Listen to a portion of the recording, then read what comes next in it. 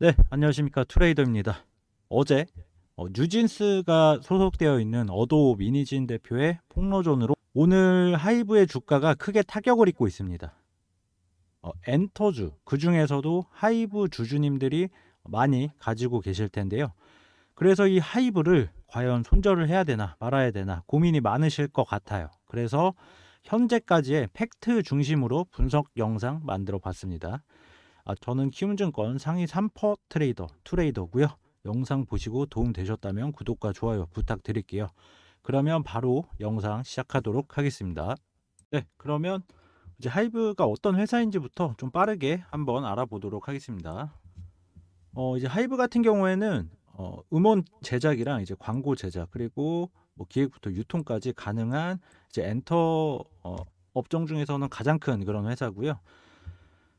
이제 예를 들어서 이제 설명드릴게요. 국내 상장사 중에 디오유라고 있는데 디오유가 이제 그 팬커머스 이제 플랫폼으로 이제 수익을 창출하는 그런 회사인데 이렇게 독립적으로도 이제 상장한 회사인 디오유가 있는 반면에 이제 하이브 같은 경우에는 위버스라고 해가지고 이 팬커머스 플랫폼을 자체적으로 보유를 하고 있어요. 그만큼 큰 회사다라고 좀 말씀드릴 수 있겠고 그리고 이제 엔터테인먼트 기업들의 경우에는 아무래도 이제 아티스트들의 기여도가 상당히 크다라고 좀 볼 수가 있는데 네, 하이브 같은 경우에도 이제 주요 제품과 이제 서비스에 대해서 한번 알아볼게요.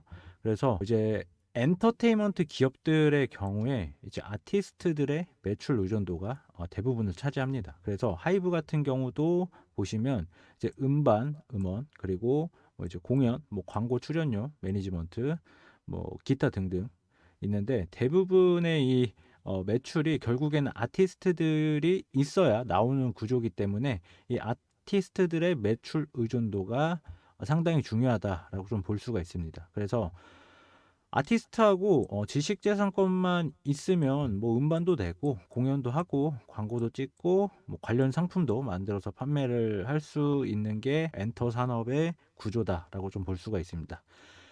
그래서 우리가 반대로 또 생각을 해봐야 되는 건 뭐냐면 이 아티스트들의 의존도가 높으면 오히려 독이 되는 경우도 있다라고 좀 볼 수가 있습니다. 그래서 국내 이제 엔터 산업이 성장성은 있는데 아무래도 이제 투자하기 꺼려하시는 분들이 대부분 이런 이유가 될 것 같아요. 갑자기 돌발적인 그런 악재가 나온다든지 그런 부분들이 좀 신경 쓰여서 투자를 안 하시는 분들도 있다라고 좀 말씀을 드리고요.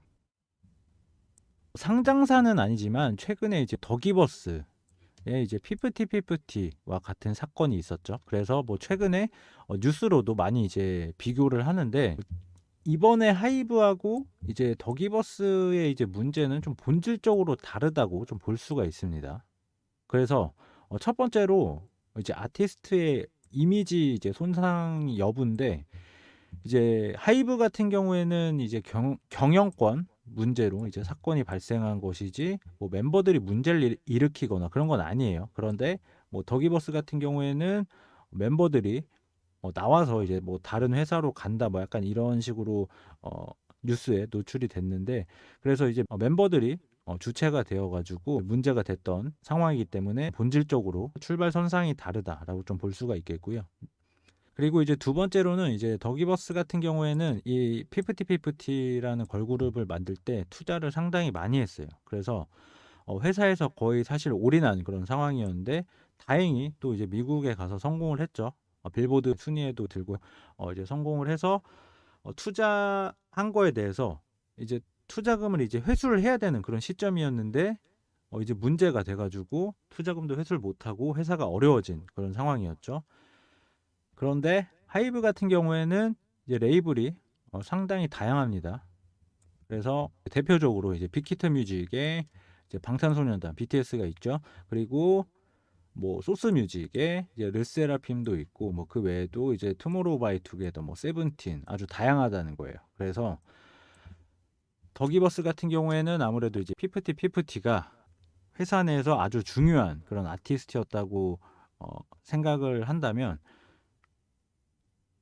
하이브 같은 경우에는 소속 아티스트들이 굉장히 좀 고르게 이제 분포를 하고 있다라고 좀 볼 수가 있겠습니다. 그리고 우리가 이제 추가적으로 봐야 될 게 하이브의 실적입니다. 그래서 사업 보고서 내용 제가 가지고 왔고요.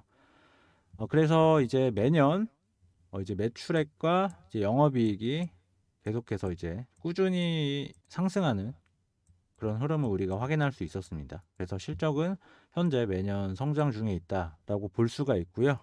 그리고 이제 최근에 이제 BTS 군입대 공백이 있지만 다른 아티스트들이 올해도 실적을 견인을 하고 있다라는 겁니다. 그런데 지금 가장 우려하는 건 이제 어도어에서 이제 뉴진스를 데리고 같이 나간다라는 건데 이게 현실적으로는 사실 쉽지는 않습니다. 그래서 현재 소송을 한다 만다 이런 얘기가 나오고 있는데 아까 처음에 말씀드렸던 거 있죠. 저는 이제 팩트만 가지고 말씀드리기 때문에 이후의 상황은 뭐 추가적으로 봐야 되긴 하겠지만 현실적으로 그게 좀 쉽진 않을 것 같다라고 말씀드릴 수가 있겠고요. 뭐 하이브 같은 경우에는 이제 올해 2분기에 실적 또한 역대 최대 실적이 좀 전망되는 그런 상황입니다. 그래서 이제 추정치 같은 경우에는 이렇게 되는데 뭐 실제로 나와봐야 되겠지만 추정치에서 막 보통은 크게 빗나가지 않기 때문에 이번에도 2분기에도 실적이 굉장히 좀 괜찮을 것 같다는 그런 전망이었고요. 이 얘기는 뭐예요? 결국에 이제 다른 아티스트들이 실적이 이제 고르게 반영이 되었다는 것이 상당히 이제 고무적이다라고 좀 말씀드릴 수가 있겠네요. 그리고 우리가 또 생각해 봐야 되는 건 이거죠. 이제 하이브 내에서 이제 그러니까 뉴진스의 기여도가 어느 정도인가인데 지난해 이제 뉴진스가 데이트를 쳤죠. 그래서 지난해 기준으로 해서 이제 뉴진스의 기여도가 어느 정도인지 본다면 이제 작년에 이제 영업이익 기여도는 10%대였어요. 11%였는데 그러면 전체 영업이익 기여도는 우리가 생각한 것보다는 그렇게 크지 않다라고 볼 수가 있을 것 같아요. 우리가 생각한 것보다는 아무래도 뭐 기대에 더 못 미치는 뭐 그런 수치라고도 볼 수가 있습니다. 지금 말씀드린 부분은 최악의 상황을 고려한 거예요. 그래서 최악의 상황은 이제 뉴진스가 나갔을 때 얘기인데 뭐 아직 나가지 않았죠. 그리고 최악의 상황을 고려한다고 하더라도 큰 타격은 아니다라는 말씀을 드리겠습니다. 그러면 우리는 이제 궁금한 게 이거죠. 하이브의 향후의 이제 전망이 어떻게 될 거냐인데 최근에 이제 르세라핌 뭐 라이브 관련해서 뭐 이슈도 있었고 이번에 어도 경영권 문제로 현재 하이브가 굉장히 좀 시끄럽지만 우리가 과거를 생각해 보자고요. 주식시장 같은 경우에는 과거에 늘 이제 안 좋은 사건 사고가 있었을 때 매도 타점이 아니라 오히려 매수 타점이었습니다. 길게 봤을 때 말씀드리는 거고요. 뭐 하이브만 하더라도 이제 BTS 군대 가면 망한다 뭐 그랬었는데 망했나요? 오히려 더 많이 올랐죠 그 이후에.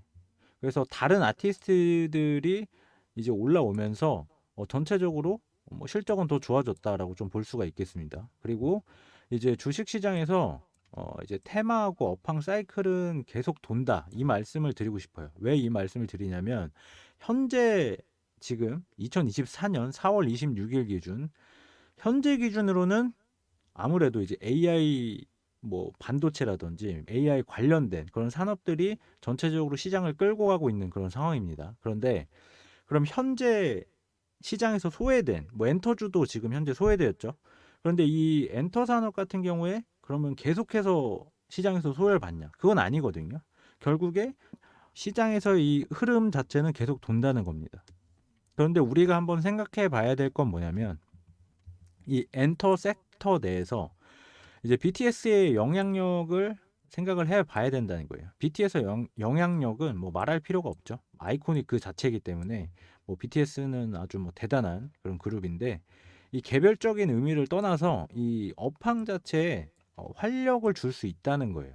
뭐 과거에 하이브가 상장하기 전에도 우리는 뭐 관련주들이 엄청 급등하는 걸 볼 수가 있었고 그런 BTS가 내년이면 이제 완전체로 복귀를 하기 때문에 이 기대감에 대한 이 모멘텀이 계속해서 반영이 될 수 있다라는 겁니다. 그래서 현재는 이제 엔터 섹터가 좀 비주류 그런 이제 테마로 이제 좀 분류가 돼서 아무래도 좀 좋지 않은 그런 흐름들이 나오고 있고 그리고 이런 개별적인 악재들이 나왔을 때 아무래도 좀 크리티컬하게 좀 시장에서 받아들이는 경향은 있어요. 그런데 우리가 생각해 봐야 되는 건 뭐 단기 관점이 아니라 장기적으로 봤을 때는 오히려 지금 이런 가격대가 상당히 메리트가 있는 그런 가격대다라고 좀 말씀드릴 수 있을 것 같아요. 그래서 오늘 영상 도움 되셨다면 구독과 좋아요 부탁드리고요. 그러면 다음 영상에서도 좀 좋은 내용으로 찾아뵙도록 하겠습니다. 감사합니다.